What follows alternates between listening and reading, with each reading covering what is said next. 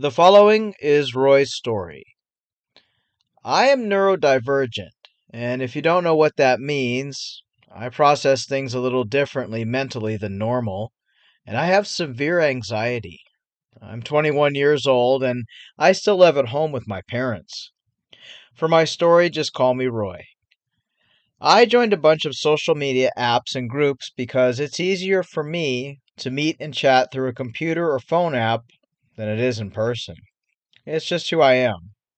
I do work part time at a big box store, and I do cashier work and stocking the shelves. I do receive partial disability, but I work part time too. This gives me the ability to have some spending money, but at the same time, I still have to live at home with my parents, and they help me out a lot. I have my own sort of mini apartment in the basement of my childhood home. It has a private entry, and while I do not drive, I do come and go. I'm able to most times walk to work, as it's not far from my home, and when I don't have a whole big anxiety attack, I love walking to work, but some days I just can't. I joined a fairly new social app called BeReal. It's a kind of app where you post unfiltered photos of yourself, and it has this kind of timer window. It's meant for people to be authentic without filters or fake makeup and things like that.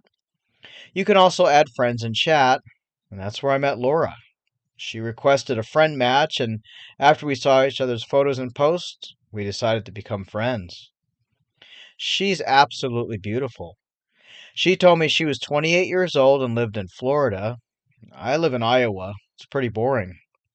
She said she saw my photo postings and wanted to be friends.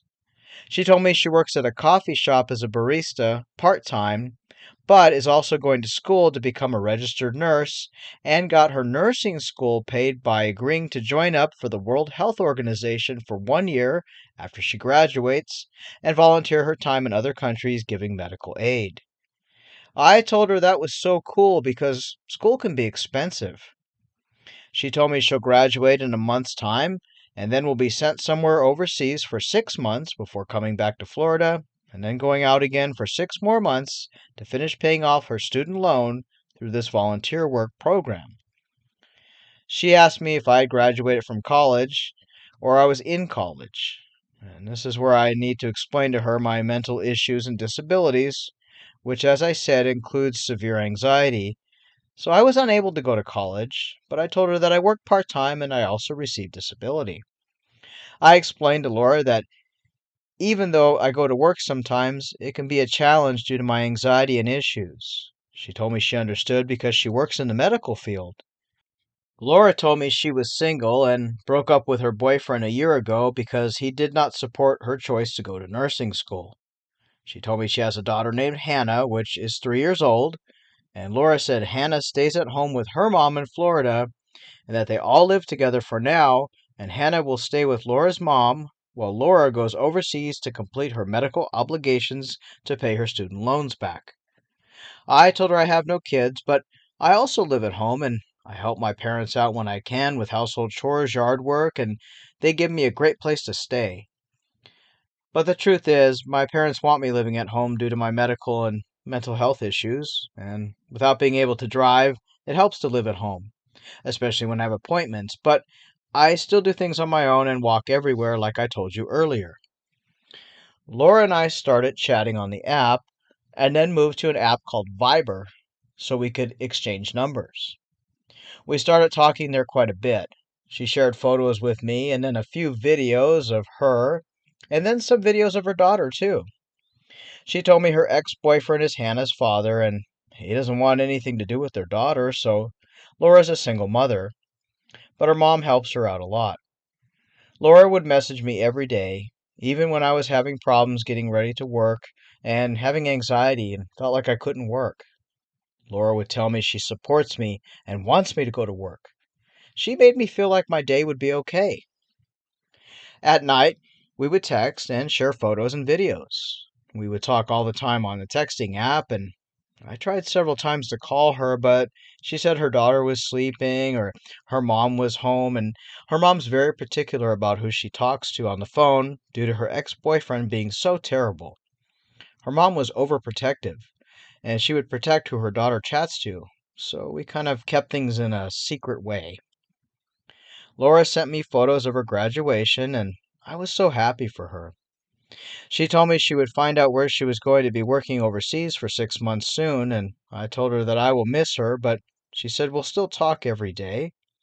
But she said that she would need to load her phone with a special international card. She asked me if I would get her a $100 Apple card so she can keep it in reserves for when she travels, and that money right now is tight because her daughter was needing some medical attention. She told me her daughter was sick and had asthma and needed a special inhaler, and it took all her money, and she didn't want to ask her mom for the Apple card because then her mom would know she's talking to someone. Laura didn't want to tell her mom about us yet because she wanted to wait until she returned from her 6 month work contract. She said she didn't want any drama before leaving. When I went to work, I ended up buying Laura the card. Since I work at a box retail store, it made it easy to buy the card, and then when we talked that night, I gave her the code.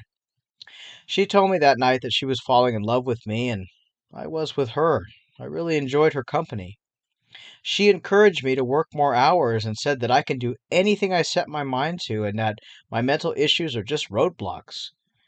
I believed in her and I ended up asking my boss for a couple extra hours at work, which he managed to get for me.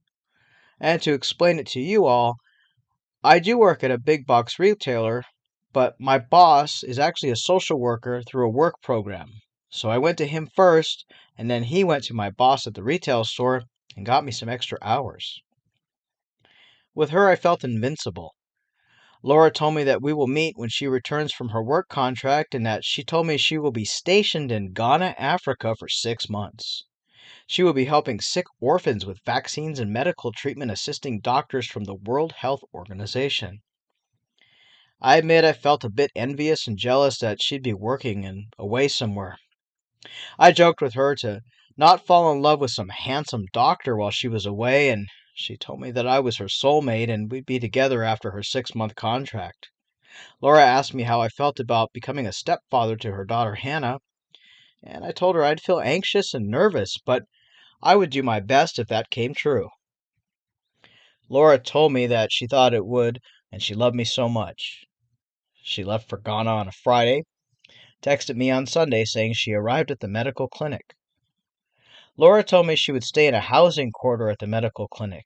She even sent me pictures, which I added in my email to you. She didn't text much the first few days she was there, though, which I figured she was busy, but I kind of got a little bit of anxiety about it. I worried maybe she'd met someone or would just ghost me like so many people do. But then she started texting more.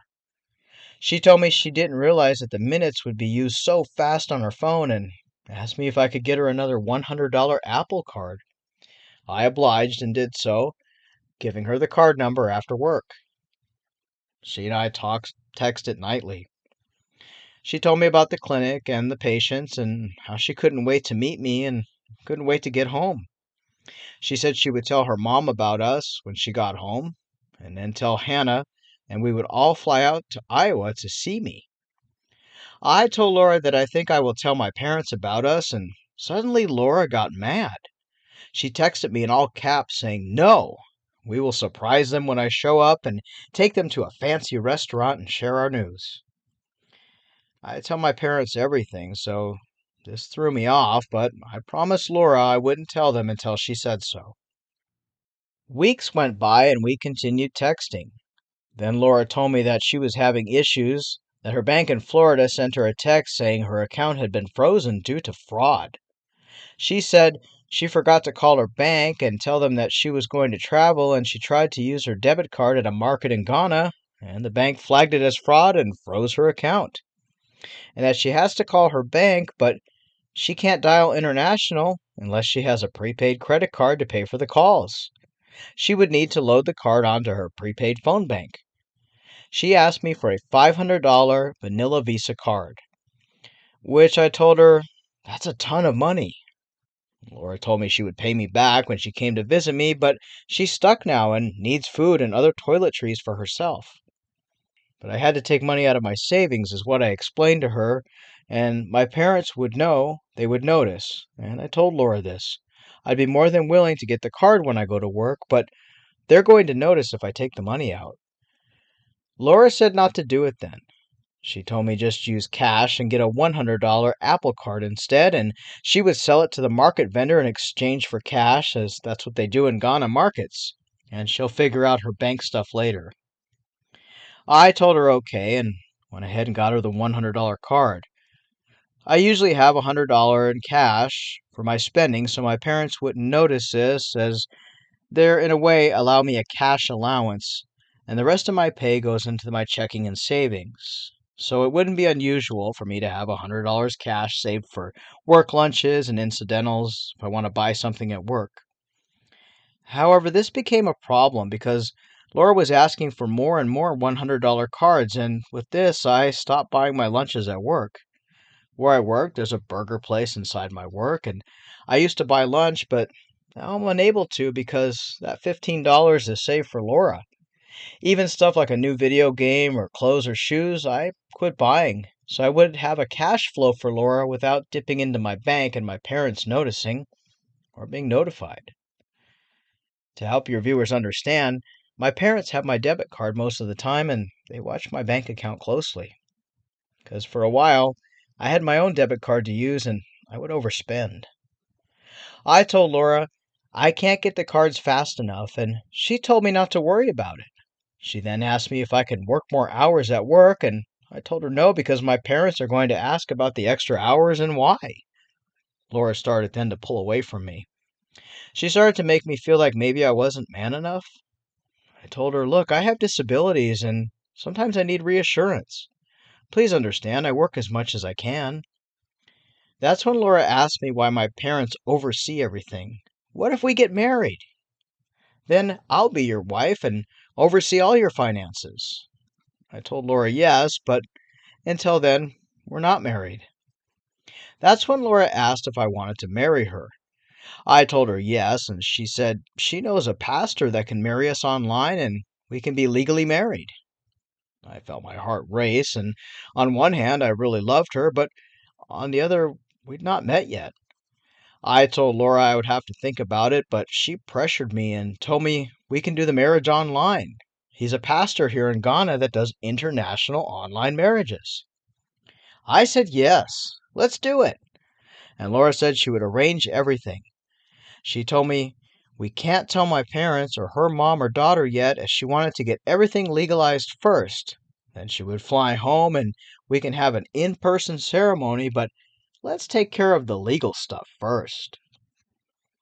Laura said the legal stuff would be something that would help solidify our relationship and enable her to help me financially too, because she could start to deposit her work checks into my bank account. Laura asked me for a copy of my state ID, my bank routing and account numbers, as well as my social security and my online bank login information. I let Laura know all I have is my ID, that my parents have my bank information, and my social security is kept in my dad's office files.